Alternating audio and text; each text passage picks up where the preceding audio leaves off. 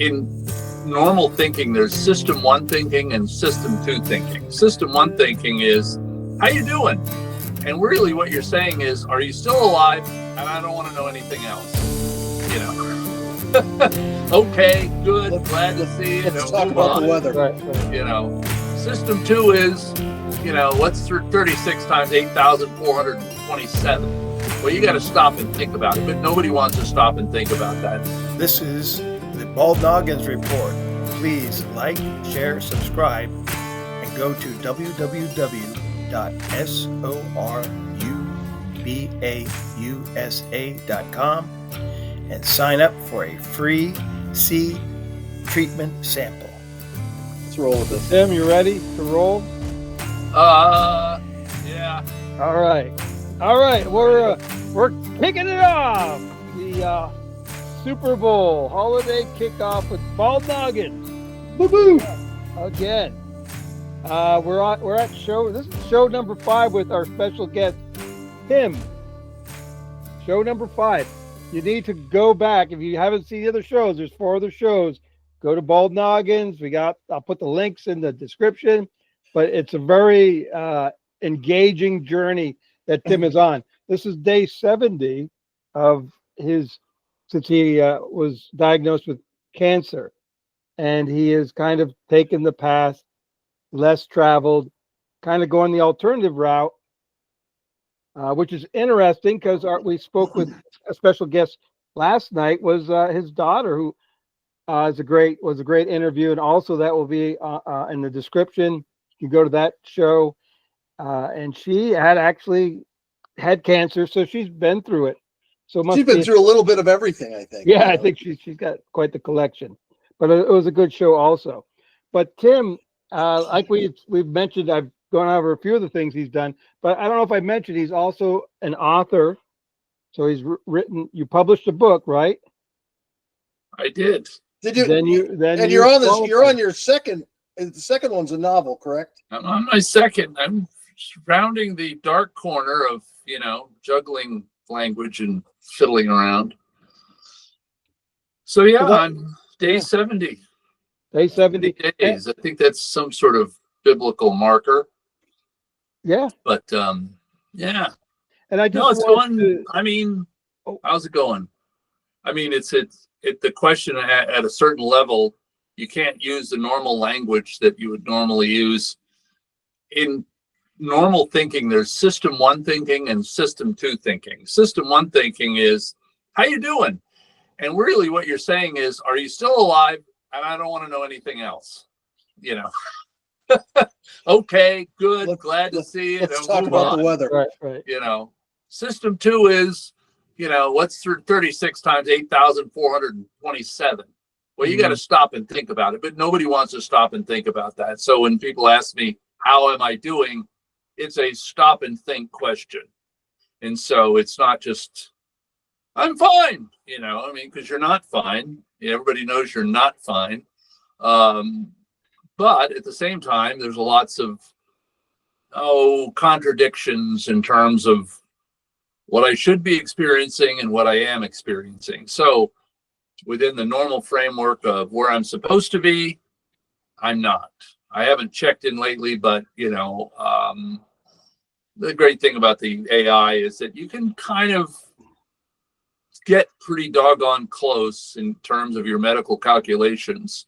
You know how to ask the right questions. You can, and for example, you can frame somebody that's sick at a certain point in the illness, fast forward it with AI, say, okay, they're this sick, they have this disease. You can fast forward that on AI and say, where would they be at this particular junction, all things being equal? And so I haven't done that lately, but I've been meaning to. But honestly, the things that are going on are signs that things are working better. Now, to get things working better when you're at stage 3 is pretty tricky. Most of the time, to get things better, you're under chemo. Okay, so I'm not under chemo. I'm just doing what I'm doing with the my simple little. It's not that simple. I'm taking a lot of different things. I'm I'm not eliminating, but I figured out that they're all just working collectively and independently, and they're not crossovering each other or canceling each other out. So they're all adding, they're all part of the, you know, and a lot of them take up what I consider the dietary realm. So if you're taking, you know, like mushrooms and MCT and, you know, some of these other products that are What's metabolism. MTC? It's a metabolism boosting oil. You know what I mean? When you go to a carnivore diet, you're really eliminating an awful lot of normal stuff. So the MCT, especially with cancer, it's a metabolism boosting oil. So I've been taking that, and you know, and I've noticed that, you know, everything, all my functions are, you know, optimal, getting better and better. You know what I mean? I'm still, you know, like I'm flying, you know, get on the plane, you know, I'm living a pretty normal existence. I'm glad to be home, you know, because then I can kind of, dial things in better, because I have an appointment for the CT scan on the 27th of January, which is, you know, about a month away, and be anxious to see what, you know, those guys have to say. All the signs are that there's some type of regression going on, just because, you know, when you're dealing with this type of cancer. And in this case, regression is a good thing, correct? Oh, well, it's what they call tumor shrinkage. The tumor is getting smaller. So basically what they wanted to do early on was they wanted to give me chemo for 3 months, 2 types of chemotherapy, and basically, and that would reduce the size of the tumor. Okay. Right. However, it would leave my immune system. Huh? Let me ask you a question in the middle of this. Sure. I remember that you said that there was like a time period of, was it 2 or 3 months that you were going to wait before you started in with the chemo and so you're kind of still in that window, correct? Or is that? Yeah, I'm still in that window frame, but you know, the more, the other side of the coin is, as I am doing what I'm doing, I'm also learning. You know, I mean, you spend time trying to figure out what you don't know, which is a lot. You know, the medical community looks at us as rank amateurs who don't know anything, and to a large degree, we're scientifically illiterate, and I agree with them on that front. However, scientific literacy for what you need to know and what you need to do is not that complicated. You can learn it. I mean, it's just like learning how to write and learning how to read, learning basic math. You can learn basic biology. You can learn how the system works, and you can treat yourself pretty well, you know, and it's really not complicated. The things I'm doing are pretty simple. I mean, the upside of taking all the quote unquote drugs that I'm taking is I feel good. Yeah. You know, my mind is sharp. My body's, you know, I have plenty of energy. So when you say taking drugs, you're talking about alternative supplements. Yeah, I'm taking neuropathic, you know, natural minerals and, you know, colloidal silvers and detox, you know, zeolite type products. And so you're not experiencing any side effects because of the whole. I'm getting better is the side effect. I mean, from what I can tell, I mean, my energy level has not dropped at all. I mean, it's been what I call the homeostatic side of my life has been pretty even. What I've been looking into as I'm quote unquote learning about how things work is the psychological aspects of it, and how do heavy metals, toxins, the food, you know, the general food we eat, how does that affect our mental state of mind, our mental frame? And it has a powerful effect. It's really quite a when you get into, I'm just goofing around here for a second. When you get into the idea of everybody's focus, how's your cancer doing? You know, cancer. So that's an aspect of your body, and your body has developed this thing, and you got to deal with it. However, taking this stuff to deal with the cancer, I'm also, here's a little background. When I went to Alaska, everyone had been sick for a while. The kids and throwing up and all this kind of stuff. I didn't get sick. All right. And I'm around, people, they weren't feeling too hot up and down here and there. I did not get sick. Right now, my wife, Ruby, is sick, not feeling well. She got the bad cold. I'm not sick. So my immune system is operating at pretty high, pretty remarkable levels. The other side of the coin is that as we get into this side of the landscape of how we quote unquote feel, is that with the time you have for reflecting on your life, not to get too far in the weeds, everyone reaches a certain point. I'm this old, I should be here, or I'm here and I should be there, wherever the heck it is. We all have regrets and this and that, and just the stuff of life, kind of crowding in on us as you get older. We're lonely, or this or that. I am not experiencing any of that, and I've got my own rangy existence to account for. But at the same time, my sense of well-being is really quite remarkable. I mean, I feel good all the time, and I can handle inputs that normally would drive me crazy or frustrate me, and they don't bother me at all. So I think this detox thing, I'm on the 3rd month of my detox. And what I call a focused detox, where I'm, really moving through the detox side of it fairly directly, and the inflammatory side of it's also affecting.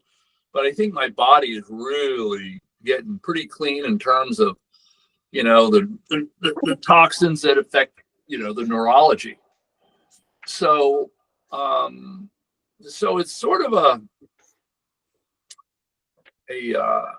point of reckoning, almost like you're saying, well, wow, I feel good. I almost feel too good, in a sense. It's like saying, wow, I feel really good in spite of everything, in spite of all the little rinky-dink things that life throws at you all the time that frustrate you.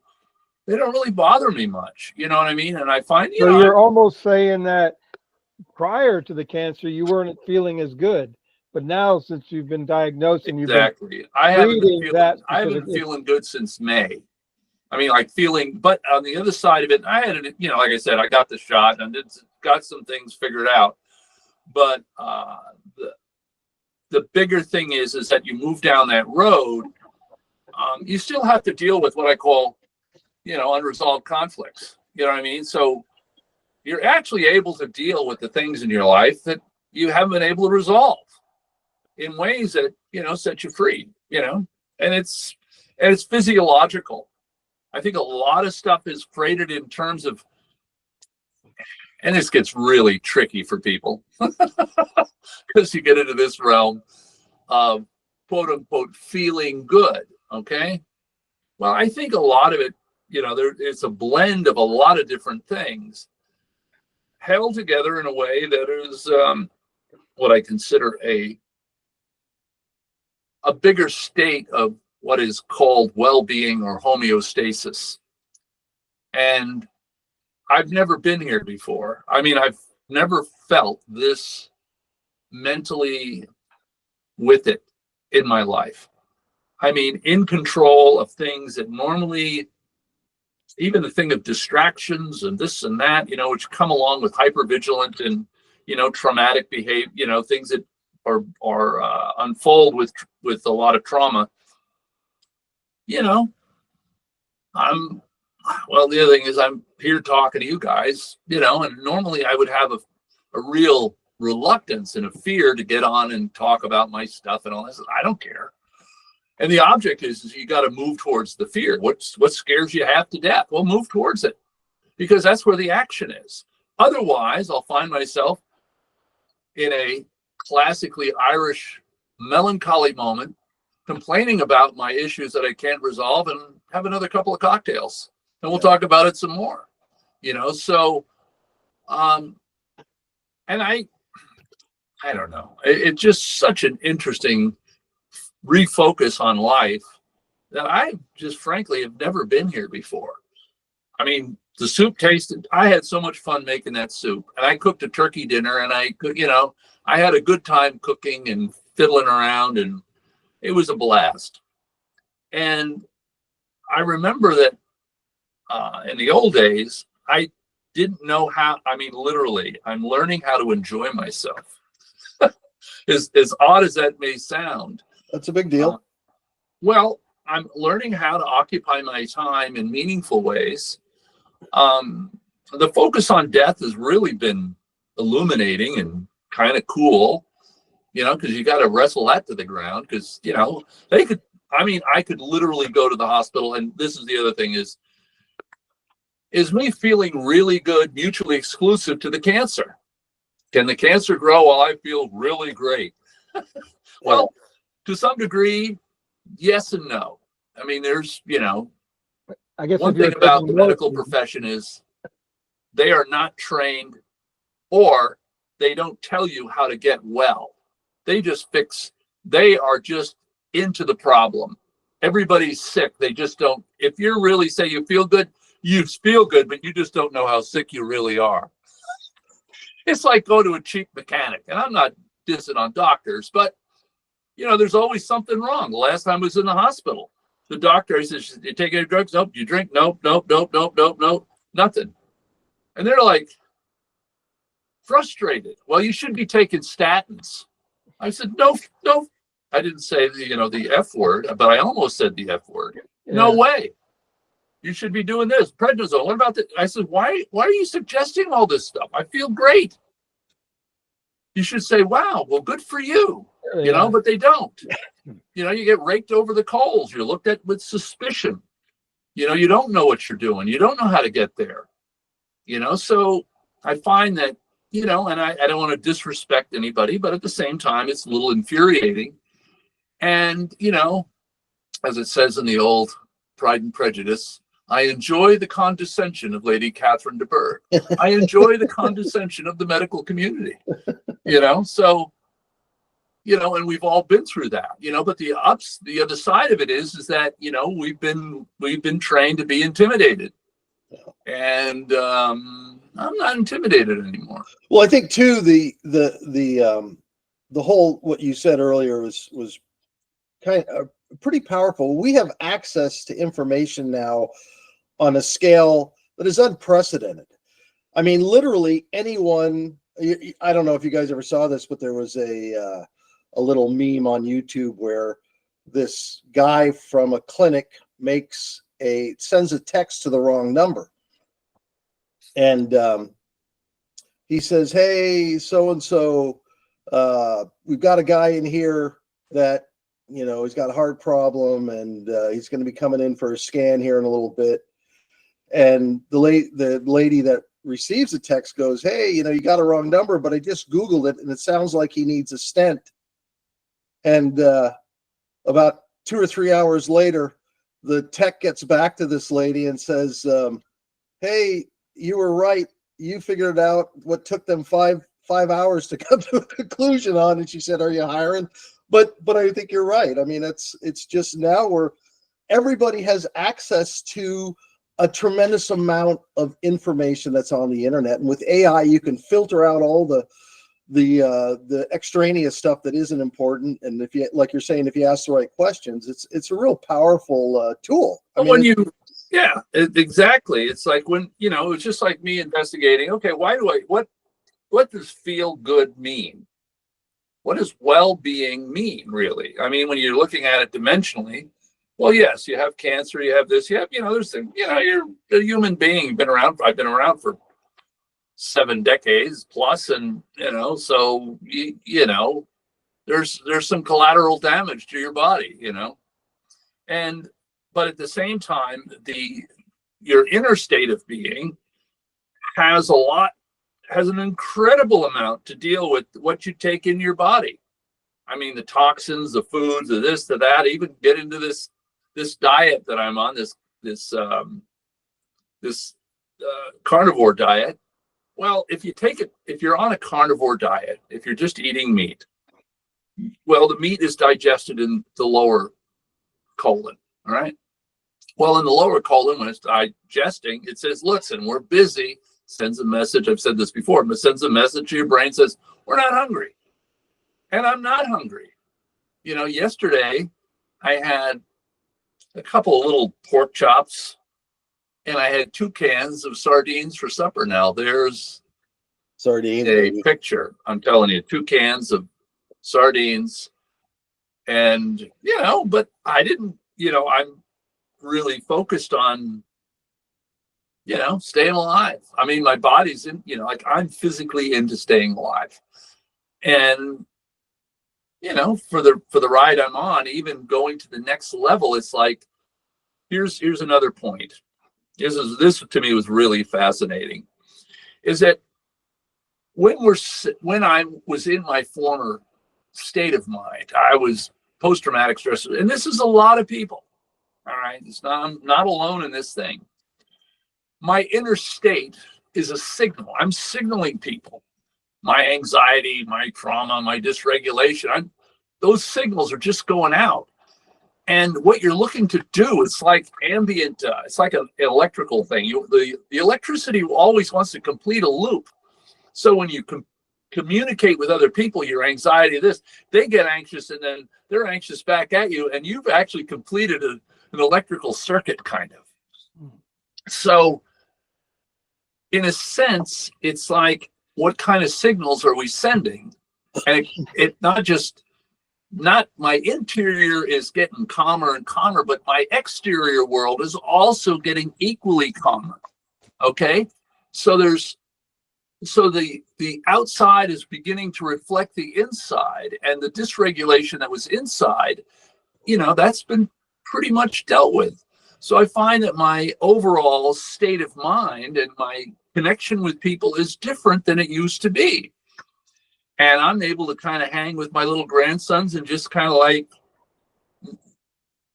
you know, as my grandson Quentin says, we're drawing one day. He goes, Grandpa. I said, what, Quinn? What's wrong with it? He says, 2-dimensional, come on. I was drawing 3-dimensional. Oh, wow. Yeah, you skipped the whole. Yeah. You know, so anyway, but leveled up. My point is that you just can be places, at least for me, I can be places that I normally could not be before, just because of the level of anxiety. And, you know, the thing is, you get into a kind of a self-fulfilling prophecy moment where you're just kind of like, my internal chaos just kind of stimulating other people to the way I want them stimulated, and I'm not even knowing what the hell's going on. You know, so it's really quite dynamic, you know. And when you start dealing with these things on the big screen, I could say, yes, I'm fighting cancer, and my whole being could be just, I don't, you know, the cancer is just there. I'm dealing with it. But doesn't occupy the space that it would normally occupy in my mind if I wanted something, if I was just bent to worry about things, you know, because I'm traumatized. There's you know, it's like when I talk about the shot, the stellate ganglia. The stellate ganglia is this place where the emotions meet the memories. Well, if the emotions are all jacked up, they're going to look for memories that equal the emotion, you know? Right. And even make them up. You make them up. I mean, the whole exactly. I mean, so basically this idea of emotional regulation is really something that's very deeply associated with your diet, you know, with, you know, just detox regimens, all this kind of stuff. And the way that we get the information is in fragments. They don't ever, just the way we were taught in school. The whole thing was to utterly confuse you. Okay, right now, these 45 minutes, you're going to learn geography. Now we're going to learn social science. And then we're going to learn the multiple time. You know, we're going to go here, we're going to go there. So the whole thing. And then you get the bell ring. So right in the middle of your work, you know, that means your work isn't important. Your time isn't important. You get the idea that when the bell rings, your time is cut off and whatever you were thinking is not worth it. You got to move on. You got to get, you know, so the whole regimentation of our educational system is absolutely stupid, and nobody learns anything, and it's evident by, you know, what's coming out the other end. So my point is that I had to unlearn what I learned because I learned the behaviors in school. I learned confusion. You know, I learned that somebody standing up, I had to sit down. You know what I mean? We learned to be intimidated because why? We have to be able to go to war. And when somebody stands up, you know, we sit down and we obey. That's the whole thing. Like the whole thing is based on war. You know, everything we do. I mean, it's a psychological gambit about going to war. And I ain't going to war anymore. I mean, I'm not going to go to war in my body, and I'm not going to go to war in my head. You know, I'm done with it. I'm for peace. You know, and this idea of emotional broadcasting, if you know how to do this to a big bunch of people, man, everybody's just angry and alone and freaked out and all this kind of craziness. You know, so I'm learning more and more about, you know, how to be at peace, literally, you know, on bunches of different levels, you know, so it's really an exploration of, you know, of just what goes on. So we get traumatized. However, it's like then suddenly we're hypervigilant. We're looking over our shoulder. We're not at peace. You know, and so you throw in cancer like this. Oh, I wonder if that is. I can't go there anymore. And you know, it's about introducing new disciplines in my life that were really absent growing up. And, you know, mom and dad were running around the country, you know, trying to get the job, do the thing, you know, all this kind of stuff. I went to 12 schools, you know, and learned all the crazy lessons, you know, all the lessons I learned really, really well. You know, I just learned schoolyard stuff and I educated myself on the side. I enjoy reading. I enjoy, you know, understanding what goes on. I love history, all that kind of stuff. So that was just my side gig, you know, growing up. And, you know, and suddenly, because there's calm, there's a much bigger collation going on where you can see the things that went on sideways in the past and actually see them as, oh, I want to go there again. When you're hypervigilant and you're caught up in trauma, you tend to repeat the problems you had. You know, so now it's sort of like stepping back and allow these things to be visible, but you can deal with them. You know what I mean? It's like you can deal with the unresolved conflict. So I don't want to be in a state of melancholy or malaise about life, about the government, about whatever, because I have no control over it. But I do have control over this entity here. I don't want to weaken nations by being crazy or hostage to their psychological gambits. You know, I want to be at peace, you know, and I didn't even know what peace meant. You understand? Like it was an abstract. It belonged to the hippies. You know, the hippies were at peace, you know, I mean, all that stuff. I learned last night, it says, you know, Winston Churchill, victory. This is victory. This means up yours. I had heard interesting. You know, old Winston. He the first time they said he wanted to give victory, instead of go like this, he went like this. You know, so the thing in the papers was, and that's what really kind of like this subtle signal to Hitler was up yours. So it was just interesting. But yeah, I was going to say that I had heard a comment on a podcast yesterday. It was basically a fact, I guess you would call it. It's, you know, they're saying you are what you eat. This individual, Jeff Adams, I believe his name is, he was saying, you know, you are what you absorb. Because I guess there was a study and they found that during the Black Plague, the people that survived it or actually did well were people that ate with silver utensils, silver spoon.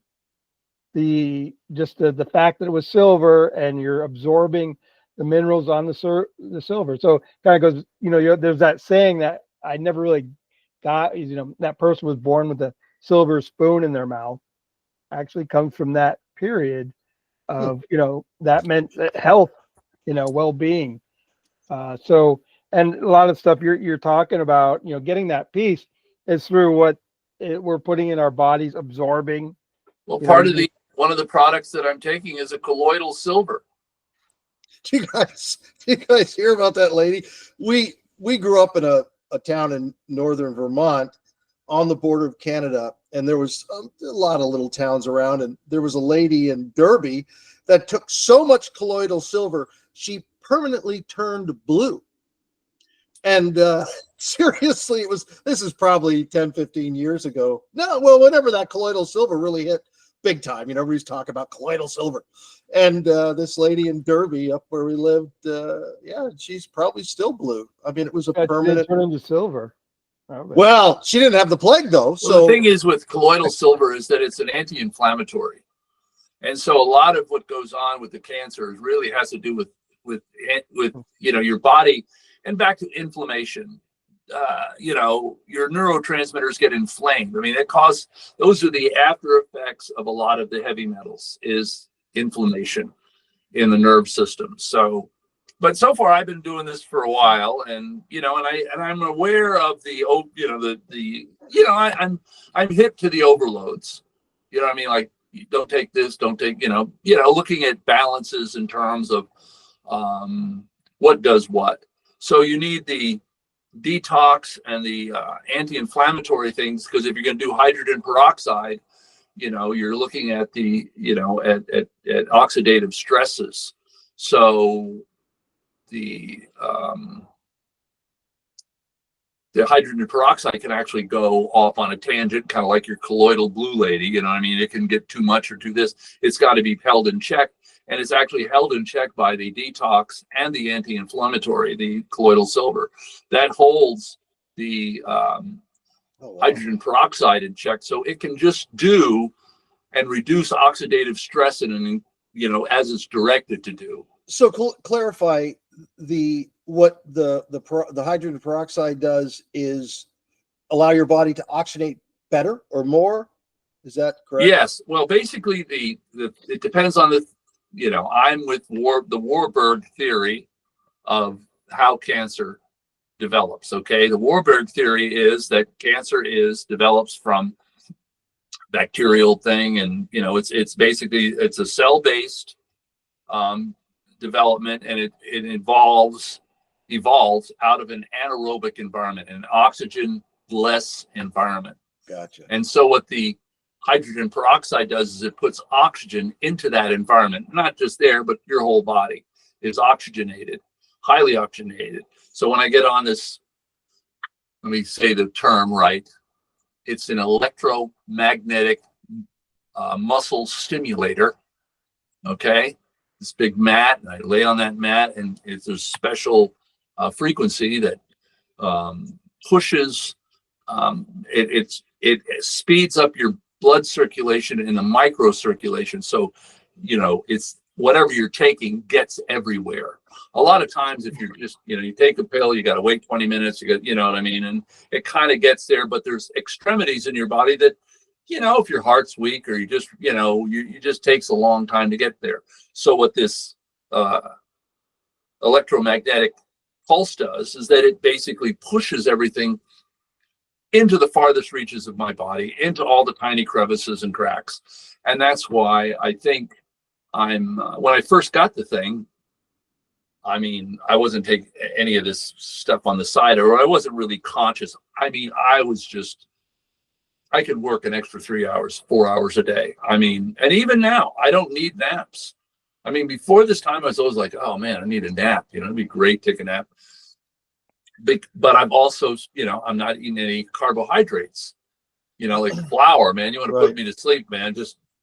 I just had a big apple pancake this morning. Ooh, baby. Yeah. Oh man, I love those things. But, so I'll, back to the where we're headed, where I am, I guess, in a sense, is that, it's kind of like you become much more aware of what's going on inside you. And you become much more aware of what the world is like around you. And suddenly your emotions are more like signals than they are dominating features of life. You're like, oh, I feel this way. I wonder what that means. You know what I mean? It's almost like you're not regulated by emotions. They still pass through your body. I mean, you see things, hear things, whatever, but they don't have quite the impact that they used to have on me. And so it's been really quite a remarkable event. And the other side of it is that, you know, if you find yourself in this ability, you know, like I am in this thing, like I'm able to bring in a new level of regulation, healthy regulation into my emotional system, into my nervous system, well, suddenly it's a key feature in relating to the world at large in a new way, in a different way, in a better way, you know, and by degrees. I'm not out there chasing things down with a stick, but at the same time, I'm able to go in places that, you know, I never really went before, and listen to people say things and hear the whole matter, not be triggered by what they say. You know, sometimes we're subtly triggered by what somebody mentions, a time or a place or a person or a thing, and that conflict's not resolved in our being. Well, we react to it, and we probably react to it wrongly, and we don't give the matter the whole hearing that it needs for the matter to be known, and you arrive at some sort of peaceful resolution. And I'm finding out, as somebody said, this guy talks about, he says, you can't bring peace unless you're at peace, you know? Yeah. So how are we going to bring peace to the world that we're psychologically not at peace? I mean, we look at Congress now. Everybody's, you know, up in the front door, going this way, going that way, trying to get this, trying to get that, you know, but nobody's at peace. And I don't think there's any peacemakers in the whole body, you know, literally at peace. Nobody's at peace, because you don't go into politics, having been in politics for a long time. Man, oh man, you can thrive with wild trauma. You can just be such a tool, because basically what you do, they just pop you in behind enemy lines. You can drive everybody crazy. You know, I mean, it's a, you know, and especially if you have an agenda and you're a smart person, you know, and you can be traumatized. And I mean, man, oh man, it's essential. I think it obviously attracts people like that, because it's a quagmire. I mean, the political system is it's crazy. They thrive on you know, just traumatic statements, pushing everybody's buttons. I mean, it's a constant state of like you're saying, it's a constant state of battle. You're constantly in battle, and you're looking to throw your hand grenades, emotional hand grenades out there, and they're throwing them at you, and everybody's trying to take somebody's guns or somebody's rights or somebody's, you know, whatever. To be real square, it's the first time. I mean, I've been around this stuff for a long time. Is that, you know, it's the first time I've ever been able to understand what the gospel means, actually. You know, I never understood it, because I mean, there was always this idea that we're going to go to war.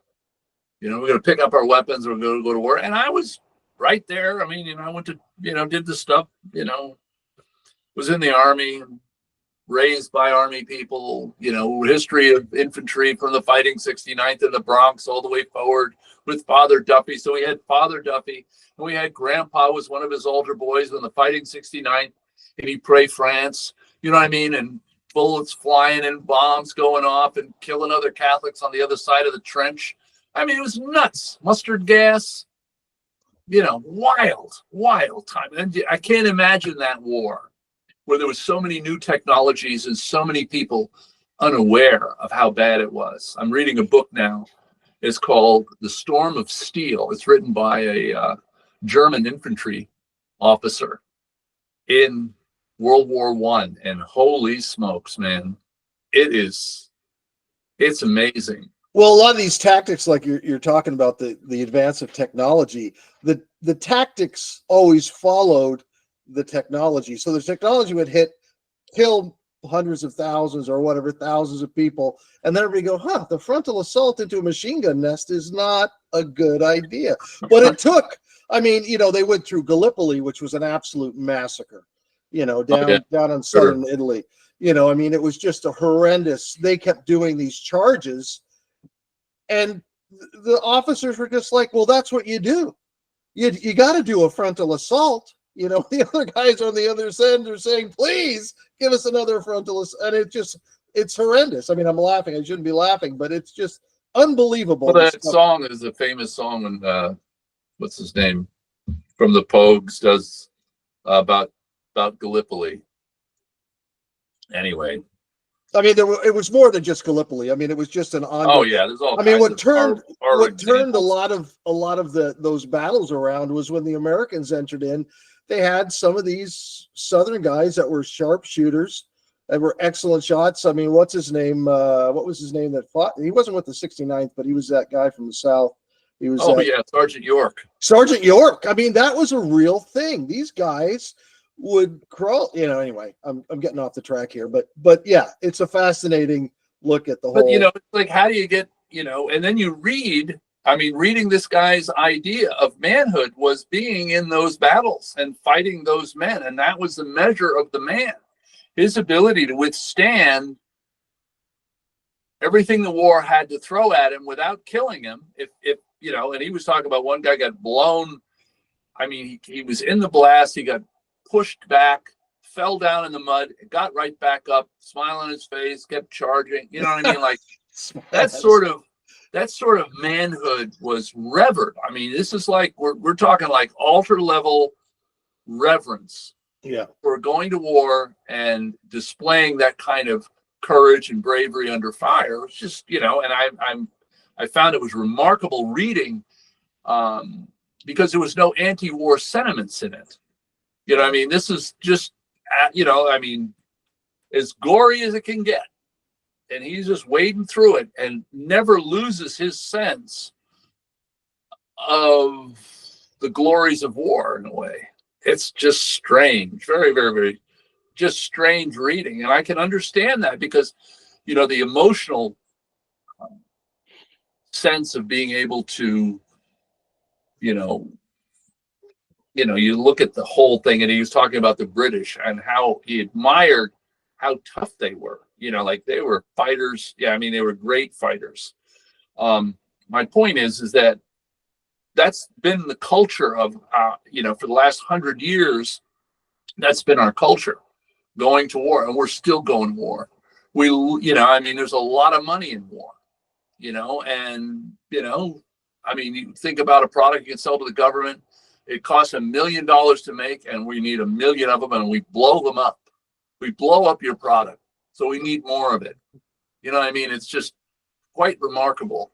So not that wars are going to end, and I'm not going to end them, but at least I can be in this world and be at peace, and navigate it in ways that are, that's where the opportunities are. I believe it's just like being at peace while everybody's, running around. It's like that allows me to spiritually navigate the universe that I'm in. I have to be a sense of, what's going on in my head, and, what do I do? What do I think about this? And, this guy once, mentioned, he says, how, and I'm union organizer and passed laws and I even raised taxes. So, you're me. That was me and a few of my friends, but my point is that, I've never really understood what it's like to be at peace. I mean, it's kind of a new thing for me. I'm not saying like, wow, this is kind of interesting. I mean, I've never been here before, and I know a lot of people that their whole modality is more based on the way things have always been, and how they fit into that and how they succeeded or how they failed by that paradigm. And suddenly when you move over to this paradigm, you're like, all that stuff, that pile of rocks we talked about last week, you look at it completely different because you look at what's been taken. You go, wow, a lot of life been taken, a lot of joy, a lot of joyful connections with people, with life, with, this big thing going out there. So I think the promise and the potentials of having a calm, joyful connection with the world is now more possible than it's ever been, in spite of the strange path of, cancer jacked it up. But like, wow. But I didn't realize, one, I think this regime, this toxin thing is like saying, and I'm not saying you should, but I'm saying there's something to it. A heavy duty detox thing for your own emotional health. And it's not about go to more, and I'm not against counseling. I just want to say that for the record. Not that I go to counseling, but my wife is a therapist. Very, very good. I know. Well, Very the thing good. is, I've been to a number of counselors, and I guess I just was good at finding the ones that didn't know what they were talking about. But what I'm seeing is that there is a physiological side to mental health that's I don't really hear about very much. Meaning that if you change your diet and you focus on some things, like what's going to get rid of heavy metals? I spent a lot of time in the oil field, different other places dealing with heavy metals. It's everywhere. Sewer treatment plants, heavy metals are everywhere. And then the PFAS and all these other things, we have no idea how much stuff is coming at us. But going through a fairly rigorous detox regime has really had this secondary effect on the way I think, and actually brought me to levels of like well-being that I didn't think were possible, I guess is what I'm saying. Like that whole back to our original question, how do you feel? What does feeling good mean? And what's the benchmark of it? Well, the benchmark is that you can speak, well, for me anyway, I have been on, I was just deathly afraid to get on this stuff just because, you live a long life and, in a certain state of mind. And if that state of mind changes, and I have great empathy for people that are getting out of jail and have been incarcerated and, basically trapped in a state of mind that really isn't healthy, but they're trapped in it, and the idea of normative cultural norms, the idea of what's happening to me is things are being transformed. Okay. In the past, it was always about conform, be like everybody else, be like society, be a doctor, lawyer, Indian, whatever, be something really, and it's okay. On face value, it's fine, to be whatever. However, the odds are is that being well-being is not a goal of civilization. They don't want you in a state of well-being. That's why the Prussians basically eliminated, that's the first thing they did. I mean, this guy that I'm reading about is a Prussian that has got 100 years since von Clausewitz came up with On War, his treatise on war. And von Clausewitz was, a Prussian guy. And after the Prussians got their asses handed to them by Napoleon, because certain men in the trenches said, well, we ain't doing this. So they wanted to bring the whole of Prussian society into order. And they realized they needed certain levels in order to become a nation state of some formidable stature. They needed to have technocrats, they needed to have bureaucrats, they needed to have elite, they needed all these strata of society working completely in harmony together. And the way they did that was, one, eliminate all the dialects of Prussian, get into a common Prussian language. Number two, completely take over the educational system. There was Lutheran and Catholic, but they had to adjust to the corporate way of doing things. As a matter of fact, the Catholics, the Pope Paul VI was a lawyer for the Vatican and a priest and a bishop. He basically instituted the Concordat that the Catholic Church and the German government would come to agreements that the priests and the nuns and everybody else would be paid a certain way, and this is what the school system would do. So everybody was engaged in this. Religion was a part of the war machine. And so, and because God was on their side, he was on the side of the king. He was on the side of the, all this insanity that was really codified by old, Thomas Hobbes' Leviathan, on how religion and society work together to form a nation. And so that's basically the modality we're operating on, and the one that I not summarily reject because it's reality. I mean, but I understand the beast. I get the beast. I know what it's after, and I can, live at peace and navigate around these things, as I can. Death's coming. I mean, it ain't anything any of us can avoid.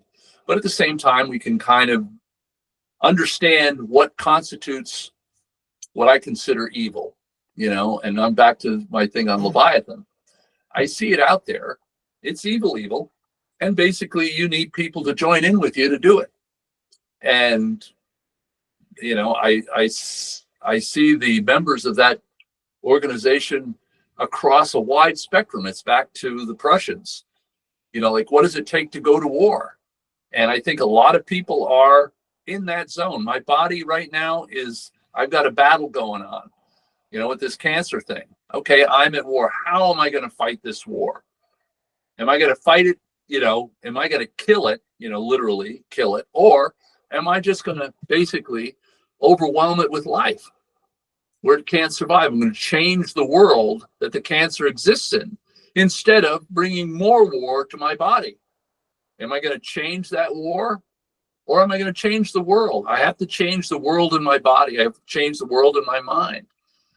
And it's doable. And it ain't that hard. It's not like it's that hard either. It's just a little bit of, I don't know. To me, it's a fascinating journey. I could go on and on, but. Right. I was going to say, kind of to summarize everything we've been discussing, or you've been discussing today. And it's kind of what I'm hearing is, you've been diagnosed with cancer, but really you're not fighting the cancer. You're bringing yourself into a sense of well-being, and the cancer is going to just eventually fall away because of what you're doing, through external means and an internal process, finding this peace through a series of steps or. Well, and to put it succinctly, it's imagine you buy a 5-acre farm in Oregon, because we get lots of rain, and nobody's taken care of it for the last 50 years. So what do you got on it? You've got brambles everywhere. It's overgrown to beat the band. So what are you going to, how are you going to resolve how are you going to live on this land? You got to beat back the brush. You've got to take over. You've got to take that land, in a sense. So in a sense, that's what I'm doing. My land in my head, the land in my body. I got to take that land. I got to clean it up. I got to make it habitable. I got to have a habitation for me to exist in. And that it almost is overgrown. It's almost like an individual process. Your farm, you've got to figure out what you need to do to clear it, to get it ready for, planting and all that. Exactly. So, yeah. Exactly. It's not and the other side of the coin is what I didn't learn in grammar school, and what they was, kind of collectively stolen, was that you're not enough. You know what I mean? You're not enough. And my message to myself is, I'm enough. I can do this. This is pretty straightforward. It's the whole thing of, collective war. We're not enough. We need more. We need, what I mean? That whole thing of we're not enough. Yeah. So I think that, overcoming all these, kind of learned behaviors. Somebody said we learn, other than a couple of fears, all the fears we have in our life are learned fears. I mean, we learn them. We're taught those fears. And we're taught to fear this group, fear that group, fear. We're stoned. It just, that's all the media does, is sow fear. So, my thing is, whatever it is, I can't be afraid of it. I mean, I just can't, because it just screws up my system. Well, I was just going to, Mike, I want to hand it over to you. I think we've gone about an hour. I don't want to keep you guys all day. It's been very good, but we've received information. So, Mike, go ahead. You can summarize it. I was just thinking from a couple of different videos we had with Steve, just that whole thing of our the corporate structure, at least in, I mean, every country's got a little bit different setup, but the corporations, I mean, how they've manipulated the whole food situation to where they have, I mean, this is incredible to hear. And I'm just listening to a video and I have to assume these guys know what they're talking about. But this guy was saying, even the sound of opening the pop can, that pop and fizz sound, they say that's designed to do that. They didn't just like, oh, well, that's kind of cool. They designed the can, the pop and the fizz, go like, oh, good, another sweet drink. The way you get little crunch things, they call it caloric density.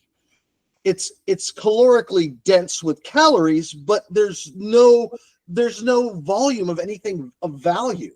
So you bite that little chip or one of those little corn puffs or cheese puffs, and it's got a crunch, but then it dissolves into nothing in your mouth. And they say just all this stuff is just wearing us down.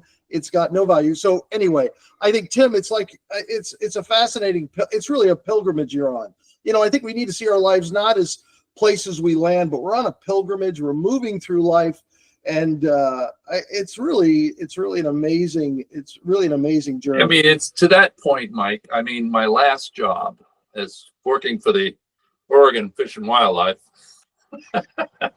I spent a month and a half in Cascade Locks, just up the road from the Bonneville Dam. Well, the Cascade Locks is where the Bridge of the Gods is. Okay, right, and the Bridge of the Gods is at the end, and I've said this before, is at the end or at a junction point on the Pacific Crest Trail. So the town on any given day has all kinds of hardcore backpackers walking down the sidewalk, getting ice cream, we stayed at this hotel. There was lots of them. So we got to talk to a lot of these thru hikers. And to your point, Mike, about the journey, it was so fascinating. I mean, I see people of all shapes and sizes. I see some heavier people, but most of them, I mean, they're carrying this pack and you think it would bow them down. Right, from the amount of stuff they're carrying. It's just like they are ramrod straight. And they've walked, I talked to one guy, he started on the Mexican border near San Diego somewhere. I don't know, wherever he started. And he was 62 and just, straight, and I saw a guy walking down the street and he had a pair of socks on and it said hike on one sock, your own hike on the other sock. And that's pretty much it, and that's, to your point, Mike, that is really what it's all about, is this journey. And we get to figure stuff out, we get to see things, we get to do stuff, I kind of have a sense that I'm going to be able to fight this battle very, very effectively for a long time. You know what I mean? I mean, I'm seeing things that I won't get into because it's polite society, but pretty remarkable. For the things I'm seeing to happen means that something's really going on in a very positive way. Be awesome. Chris, take it away. Yes, that was a great show. I mean, day 70, things look really good. I'm impressed with Tim's progress, and we look forward to maybe not next week, but soon we'll get together. Until then, adios, amigos. Merry Christmas. Oh yes, Merry Christmas, men. Great chatting. Cheers. Thank you. Yeah. Adios.